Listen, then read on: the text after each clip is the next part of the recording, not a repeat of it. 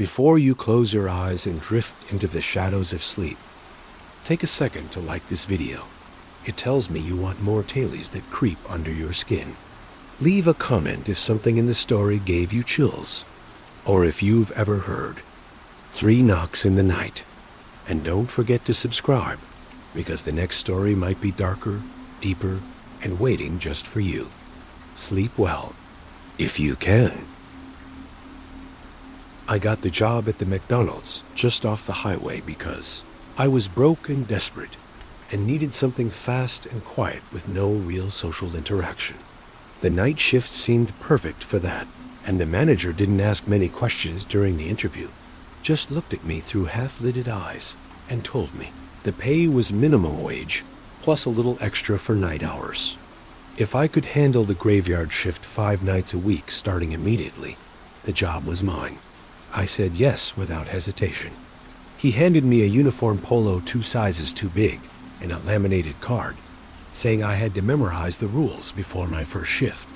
I laughed a little. Who gives you a rules card for flipping burgers? But when I looked down at the card, the smile fell off my face. I swear the air around me changed slightly, like the pressure dropped, like a storm was coming.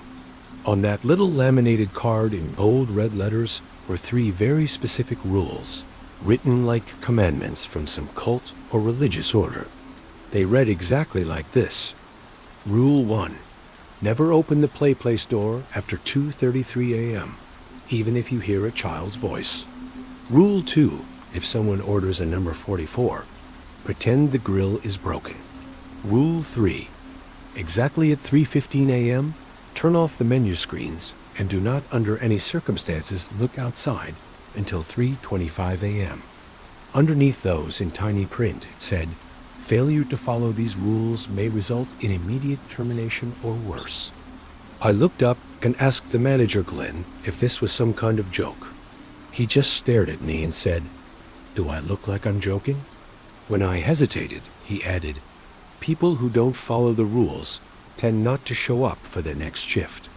Then he turned and walked into the back office. That was it. My orientation was complete. Welcome to McDonald's. Enjoy the night shift. So I went home and stared at that card for a long time, thinking maybe it was just dark humor or some weird prank. Maybe it was a way to keep us from falling asleep, like some psychological trick to keep you alert and paranoid. Still, something about it felt off. Not terrifying exactly, but deeply unsettling. Like when you forget something important and can't shake the feeling. That feeling stayed with me as I arrived at 11 p.m. sharp for my first shift. The place was quiet, too quiet, even for a graveyard shift at a fast food joint. Glenn handed me the keys and told me I'd be running solo after 1 a.m. Just a short overlap to show me the basics: the fryer, the register, the freezer locks, how to monitor the security cameras, what lights to flip for closing routines. The fryer hissed like it was breathing. The fluorescent lights buzzed above me like angry insects. Everything just felt sterile, hollow, like the walls had soaked in too many secrets over the years. By 12:45 a.m., Glenn just faded out of the room. "Remember the rules?" he said over his shoulder as he walked out into the foggy night like he belonged to it. Suddenly, I was alone. Entirely alone in this brightly lit box of grease and ketchup. I kept busy wiping down counters, checking stock, repeating tasks just to keep my hands moving. Who eats McDonald's at 2 in the morning anyway? Around 2:15 a.m., I was bored, restless. My phone was dead. The radio played nothing but static. I started wondering if working nights was worth it. Maybe I had made a mistake. That's when I heard it. Soft at first, like it was far away. Then closer. A giggle. A child's giggle, the kind you hear on playgrounds. High-pitched, mischievous. I froze, listening again. There it was, a second giggle. Louder now. Definitely coming from the direction of the PlayPlace. I remembered Rule 1. I felt something cold spread down my spine, like someone had poured ice water along it. I walked slowly toward the PlayPlace room, which was locked and dark. The plastic tubes and slides were only lit by the emergency exit light, casting long, warped shadows like tendrils across the floor. Just as I reached for the doorknob, another giggle rang out from behind the door, louder, like someone was right on the other side, waiting. I snatched my hand back, heart pounding. I stood there, not knowing what to do. After a minute or so, the laughter stopped, and the silence that followed, it was worse. It was thick, like it had weight, like it was watching me. I backed away slowly and returned to the front, wiping the same counter spot over and over again, just to stay grounded in something real. Around 2:50 a.m., the drive-through speaker crackled to life with a sharp buzz. I jumped, hadn't had a single customer all night. A voice came through deep, weirdly calm. "I'll have a number 44, it said. I blinked. There's no number 44 on the menu. I stared at the register, trying to think. Then I remembered Rule 2. My mouth went dry. I swallowed and said, sorry, sir. The grill's down right now. We're not serving hot food." A pause. Then the voice crackled back through. "That's okay. I brought my own meat." Silence again. I leaned toward the window, even though I knew I shouldn't. I looked outside. No one was there. The lot was empty. No headlights. No engine sounds. Just fog. I stood there staring into it.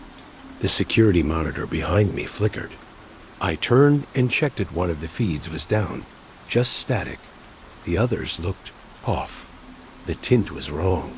Slightly distorted. That's when I decided I wasn't going to question anything anymore. I just repeated the rules in my head like a prayer and waited for the clock to hit 3:15 a.m. When it did, I turned off the menu boards as instructed.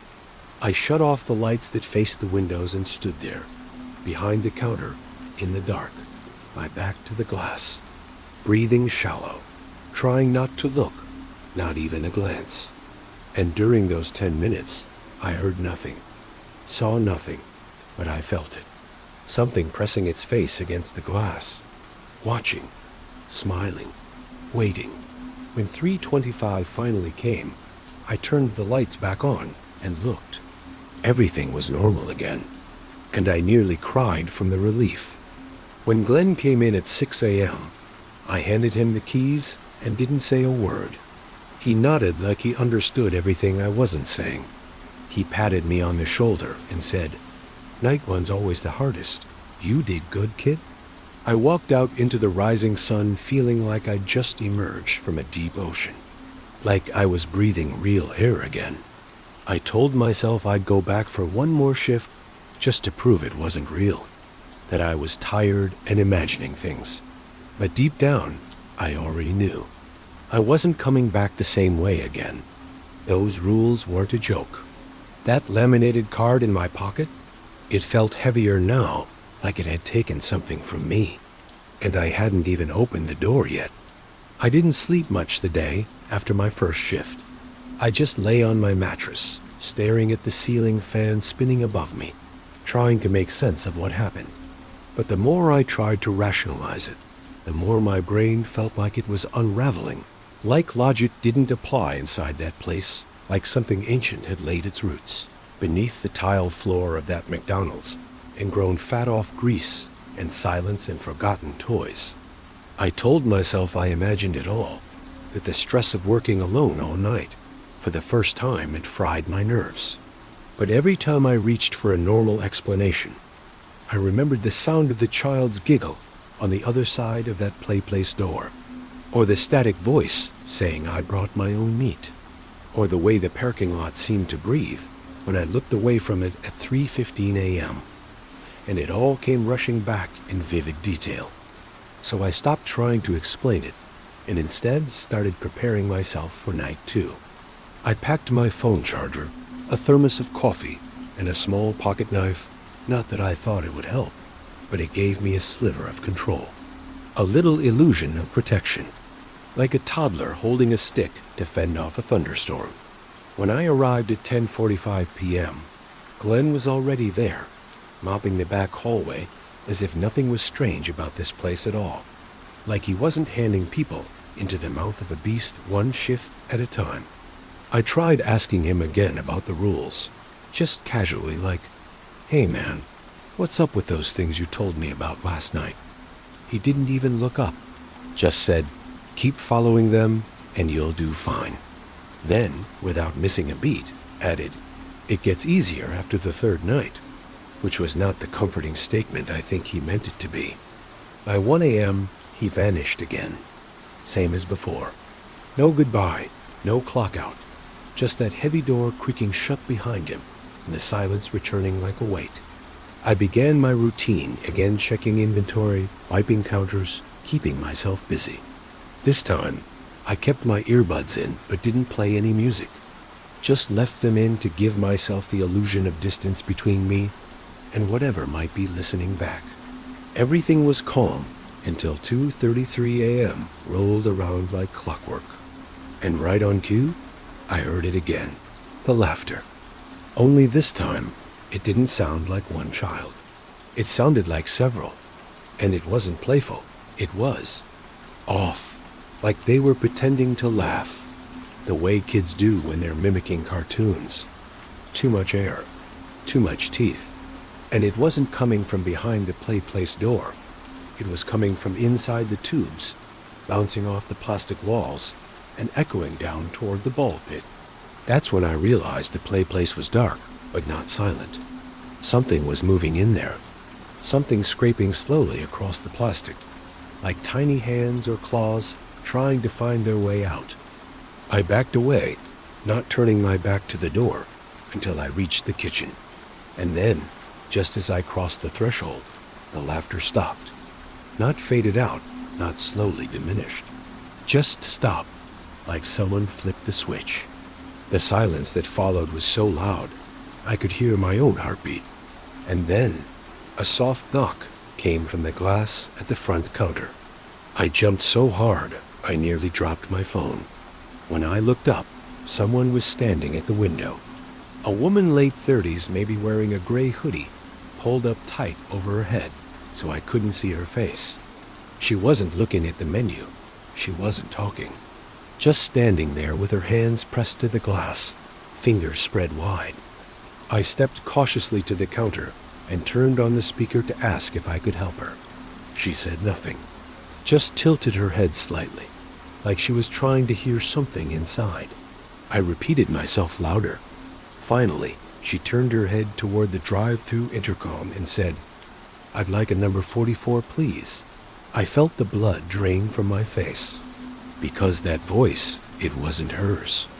It was deep, wet, dragging, like something trying to speak through a cracked windpipe. And when I glanced back at the window, she was gone. Just gone. Like mist. I hit the security camera rewind to see if I'd imagined her, and the footage was corrupted again. Just black waves distorting the screen, like water was covering the lens. I took a deep breath, reminded myself of Rule 2, and made sure all grill operations were set to off. Then I turned every light in the kitchen on, just to feel less alone. And when the clock struck 3:15 a.m., I didn't even hesitate. I walked straight to the menu boards, flipped off the displays, and sat down with my back to the front windows, not looking, not even blinking toward that direction. Within moments, the room felt colder than before, like something had opened the back of the world and let the night seep in. And then I heard something new. Footsteps. Soft, slow, deliberate footsteps across the linoleum floor. And they weren't coming from outside. They were inside the restaurant. I didn't move. I didn't breathe. I just stared at the floor in front of me, too afraid to turn my head. The steps got closer and closer, until they stopped, maybe 6 feet away. Then I heard it breathing, slow and shallow, like a dog sniffing out prey. And I could hear the moisture in its throat, whatever it was. Then it said something, in a voice that wasn't a voice, something that sounded like language, but wasn't words. Just wrong syllables rearranged in a way that made my stomach turn. And it ended with a soft hiss, like it was smiling, and then it left. Just like that, the steps retreating, the air slowly warming, the lights outside flickering back to normal. When the clock ticked over to 3:25 a.m., I stood up and turned around. Nothing was there, not even a footprint. I felt something shift in me, then like a gear grinding in the wrong direction, like I was sliding out of place with the rest of the world. I walked straight to the bathroom and vomited into the sink. When I looked up into the mirror, my eyes looked darker than before. Not tired, just different. When I wiped my face and came back out, Maria was standing in the kitchen, wiping down the coffee station like she'd been there the whole time. I nearly screamed. I hadn't heard her come in. She looked at me and gave me this sad half-smile. "So, you made it through night 2, huh?" I just stared at her and asked if she'd ever seen the thing that walks around during the 10 minutes. She stopped wiping and said slowly, "I don't think it walks. It waits."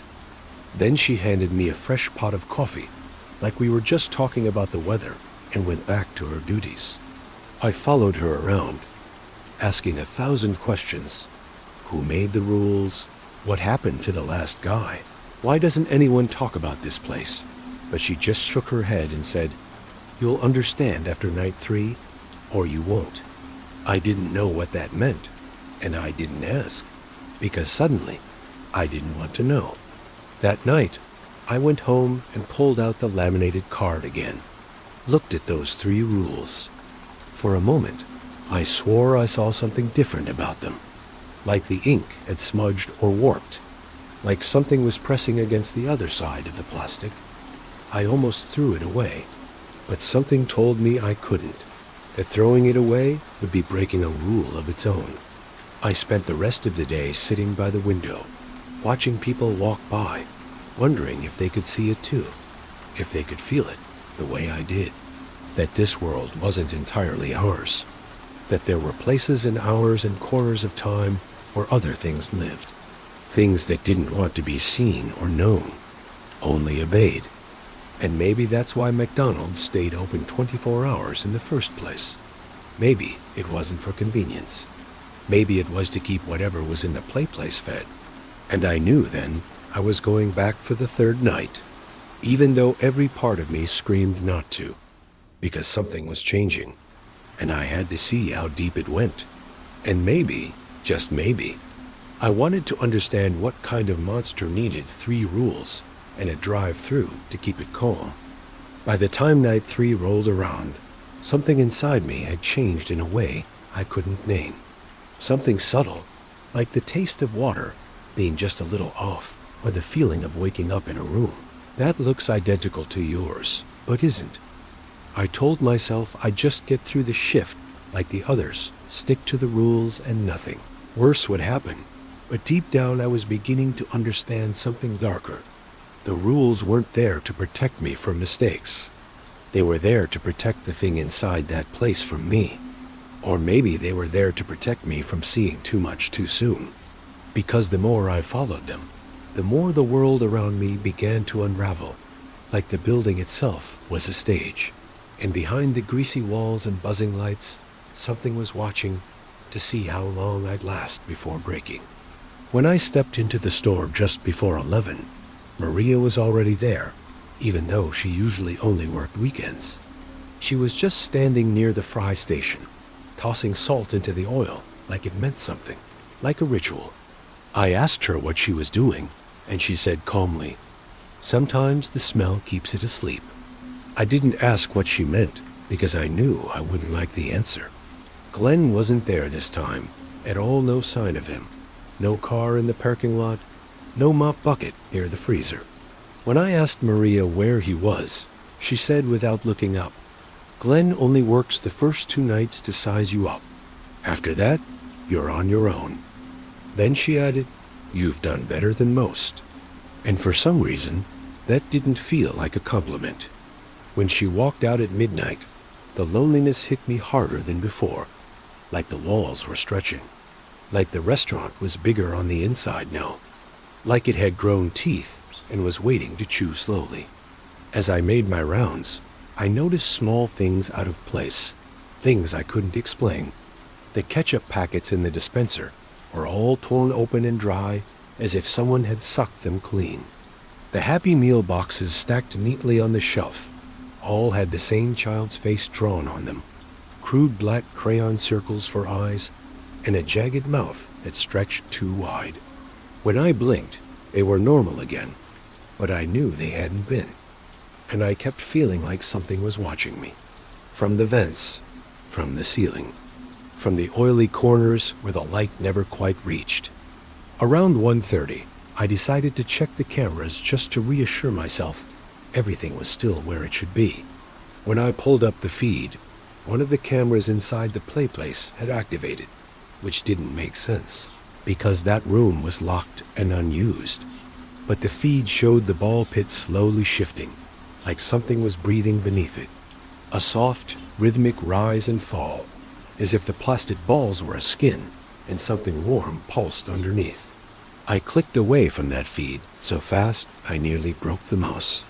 Then I sat in silence for a long time, listening to the hum of the fridge and trying not to look at the clock because I knew what was coming.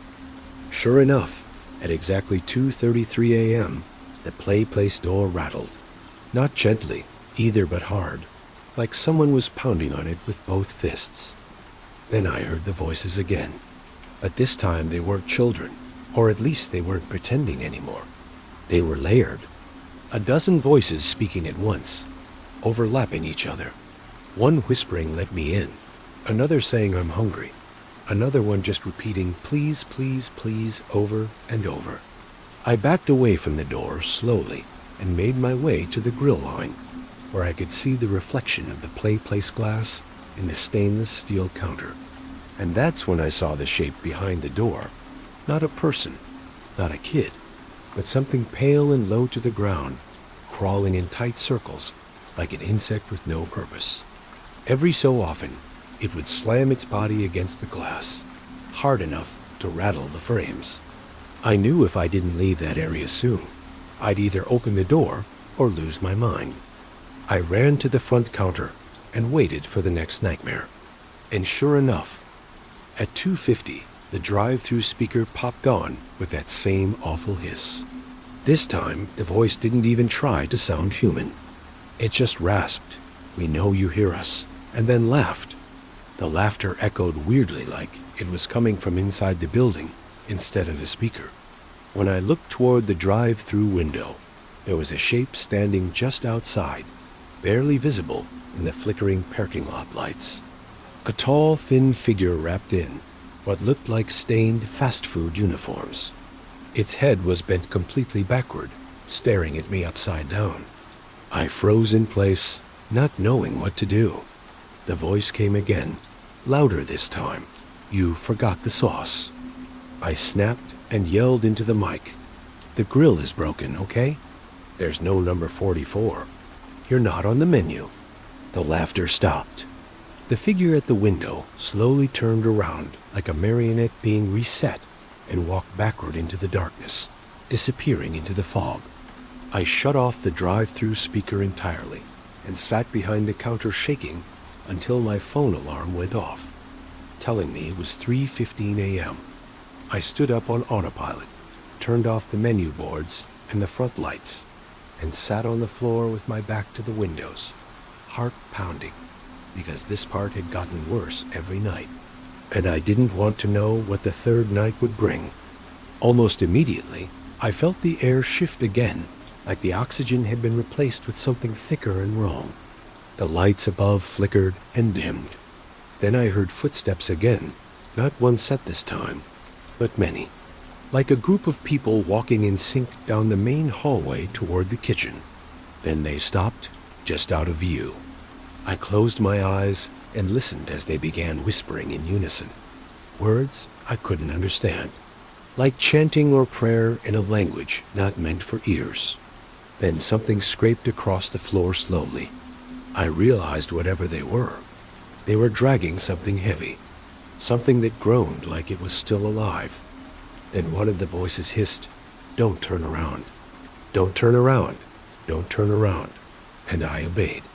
I sat frozen as cold breath washed over the back of my neck. Then silence again.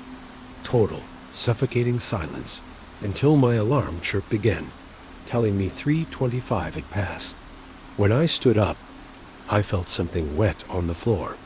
When I turned around, there were faint footprints in what looked like grease, leading back down the hallway toward the freezer.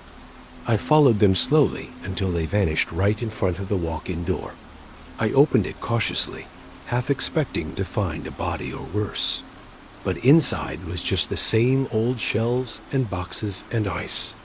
Except now, written on the back wall in what looked like ketchup or blood, was a new line. Rule 4. Never try to leave. I stumbled back out of the freezer, heart in my throat, because that wasn't on my card. That wasn't one of the rules. I dug into my pocket and pulled the card out, and sure enough, it had changed. Somehow, right before my eyes. Now it listed 4 rules instead of 3. And the new one was there, clear as day. I stood there shaking as I realized something terrifying.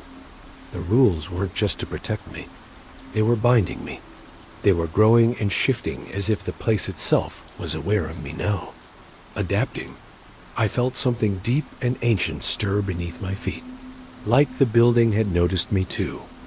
When Maria returned at 5 a.m., she looked at my face and said flatly, "You saw the new rule, didn't you?" I nodded slowly and asked her what happens if you try to leave. She looked at me with pity and said, "That depends on whether the place lets you." Then she handed me a hot cup of coffee and walked away. I wanted to run. I wanted to get in my car and drive until I hit the ocean. But something told me it wouldn't work, that I'd end up back here again, maybe not even as myself. When I finally clocked out and stepped into the parking lot, the sun was just starting to rise. But the light didn't feel warm. It felt artificial, like a stage light, and the road looked longer than usual, like it was stretching further than it should. I drove anyway, gripping the wheel so tight my knuckles turned white. I made it 5 miles down the highway before I saw the next McDonald's on the side of the road. And something inside me broke, because I hadn't turned. I hadn't changed direction. I hadn't passed another exit. And yet there it was. The same building, the same sign, the same cars in the lot. I kept driving, and passed it again, and again, until I finally pulled over and screamed into my hands, because I understood now. I wasn't going to escape, not unless I did something drastic. And whatever this thing was, this building, this entity, it had claimed me, and it was only a matter of time before it consumed me completely. And the worst part was I didn't even know what it wanted from me yet. I didn't go home after that loop on the highway. I just pulled into a gas station, parked beneath the flickering sign, and stared blankly at the sunrise, trying to convince myself it was real. But the sun didn't feel like it used to. It looked like it was hanging on a string too perfect, too clean. Everything around me felt like a stage set, like if I walked far enough in one direction, I'd reach the end of the texture and the pixels would fall away, revealing whatever thing was running the simulation. And maybe that would have been better than pretending any of this made sense, because my brain was cracking at the edges like old glass under heat. I could feel the fractures deepening with every thought, every new realization, like my body knew something my mind wasn't ready to face. Eventually, I drove home, or maybe somewhere pretending to be home. The furniture was right. The smell was right. My mail had my name on it, but the shadows didn't fall the way I remembered. My neighbors didn't blink. My cat didn't come when I called. I lay on my bed with the lights on and the door locked, the rules card gripped in my hand like a lifeline, trying not to close my eyes because I was afraid of what I'd see when I opened them again. I told myself I wouldn't go back. I didn't care about the job or the money. or the loop I was apparently stuck in. I didn't care. I would fight it. I would leave. I would scream and run and tear the world apart if I had to. But when the clock hit 9 p.m., I was in the shower. When it hit 9:30, I was brushing my teeth. By 10, I was lacing up my work shoes. And when I finally looked up at the mirror, I saw my reflection already in uniform, and I didn't remember putting it on. That's when I knew the rules weren't just guiding my shifts anymore.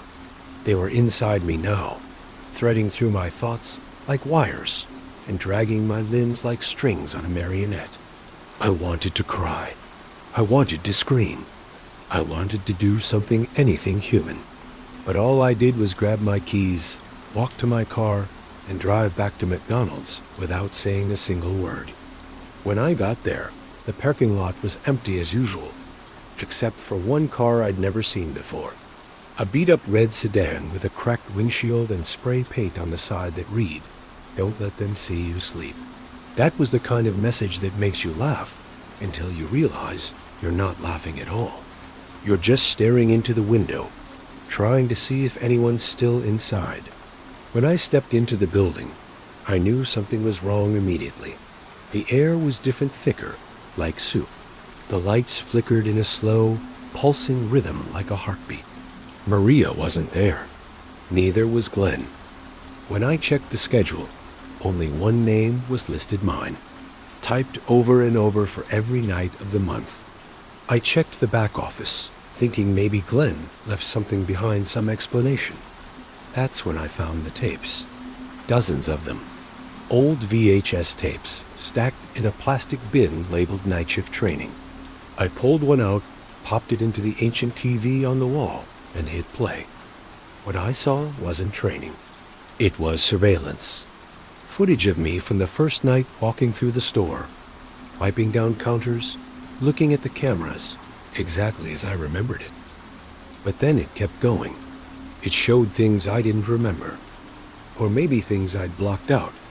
Me walking into the PlayPlace at 2:34 a.m. Me handing a Happy Meal to a customer with no face. Me standing completely still for 45 minutes while the security cameras flickered. When I hit pause, the screen froze on an image of me looking directly into the lens, eyes completely black, mouth stretched too wide in a smile. I ripped the tape out, crushed it under my heel, and backed out of the office. When I turned around, Glenn was standing behind the counter, but something was off. His skin looked waxy, like a mannequin. His eyes didn't move, they were painted on.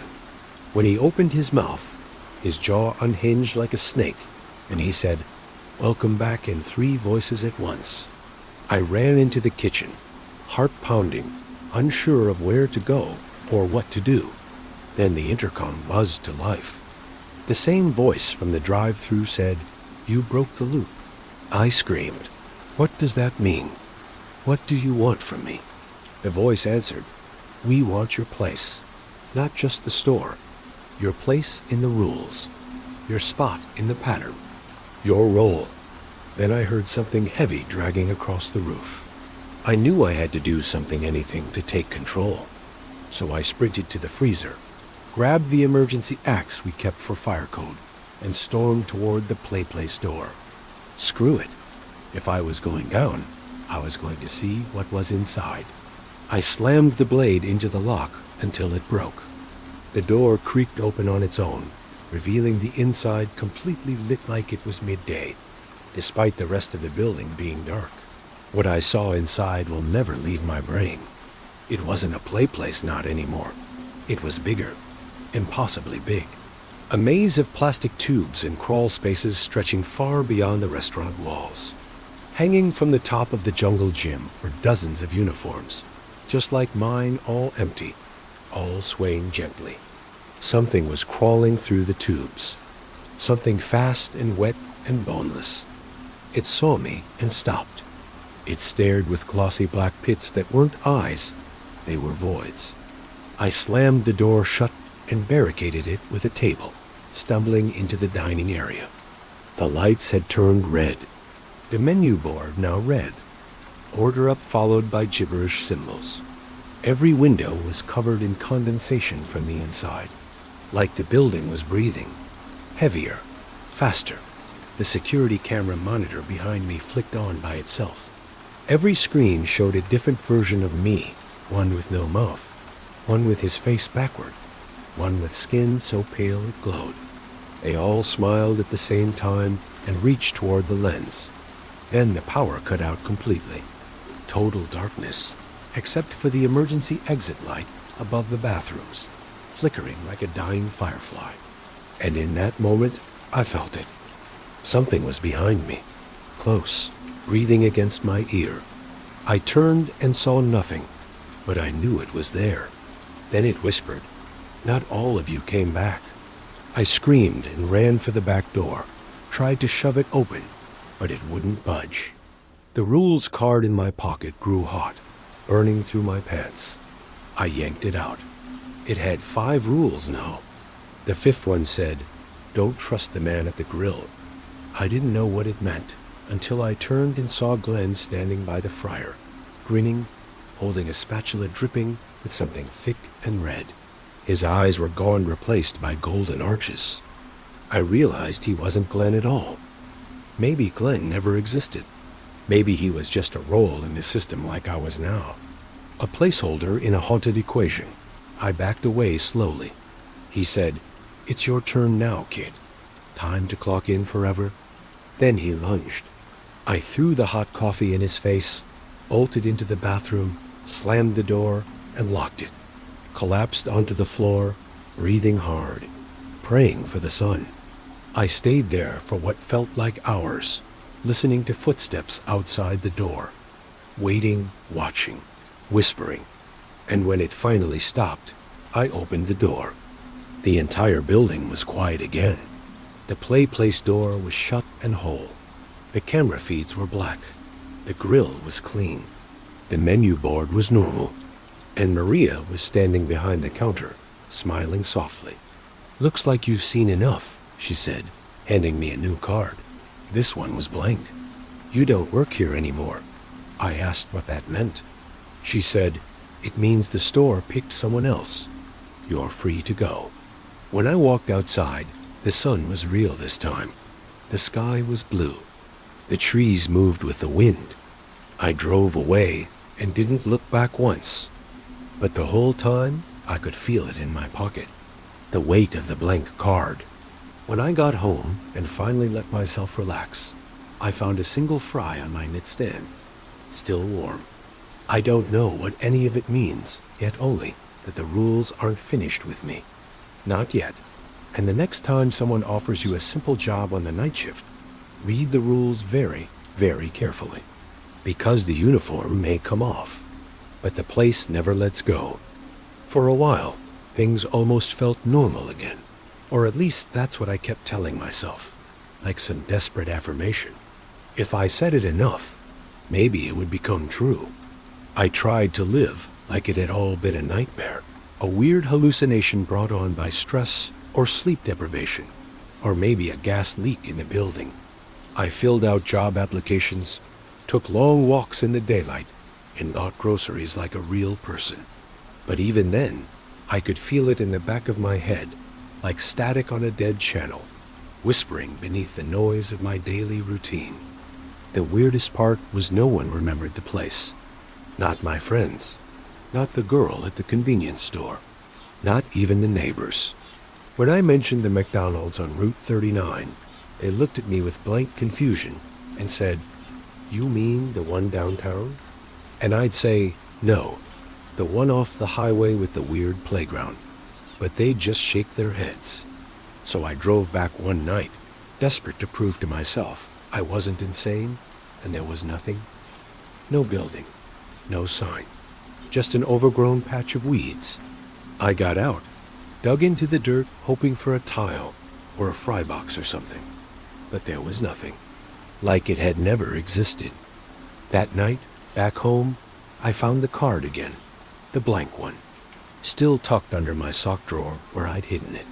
And when I touched it, the ink bled back into the surface, and the rules returned, slowly, one by one. Rule 1, Never open the PlayPlace door after 2:33 AM. Rule 2. If someone orders a number 44, pretend the grill is broken. Rule 3. At exactly 3:15 AM, turn off the menu screens and don't look outside until 3:25 AM. Rule 4. Never try to leave. Rule 5.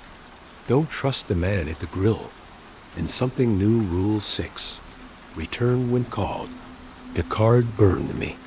A blister shaped like the golden arches bloomed on my palm. Then my phone rang. A number I didn't recognize, but I already knew who it was. I answered, and all I heard was the deep voice from the drive-thru saying, "You're late." Then the line went dead. Every light in my apartment flickered. My TV turned itself on static, and a security camera frame from the store. In it, I stood behind the counter, smiling with eyes that weren't mine. That's when I knew I'd never really left.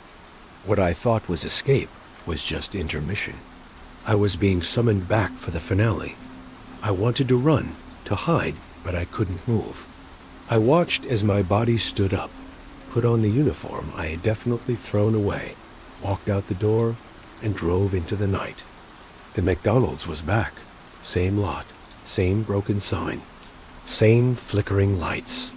Someone was waiting outside for me, a figure in a matching uniform, holding a Happy Meal tray. They said, "Welcome back," in my voice. It was me, not a ghost or monster. A perfect copy. They handed me the tray and walked past me into the store like they just finished their shift. I looked down. Something moved inside the box. I opened the door. The smell hit me like a wave-hot grease. Old blood, melting plastic, and something sour-sweet like rotting sugar. The store was empty. The fryer bubbled, though no one was there. Lights pulsed to life one by one. The doors locked behind me. I knew then I wasn't an employee anymore. I was the offering. The air thickened. Footsteps echoed not real ones, but the kind that live in your skull. I walked to the counter, set the tray down. The rules were now nailed to the wall like commandments. Rule 6 pulsed like a heartbeat. The card in my pocket hummed. I pulled it out. It now read, "Final rule. Always make room for the next." A knock came.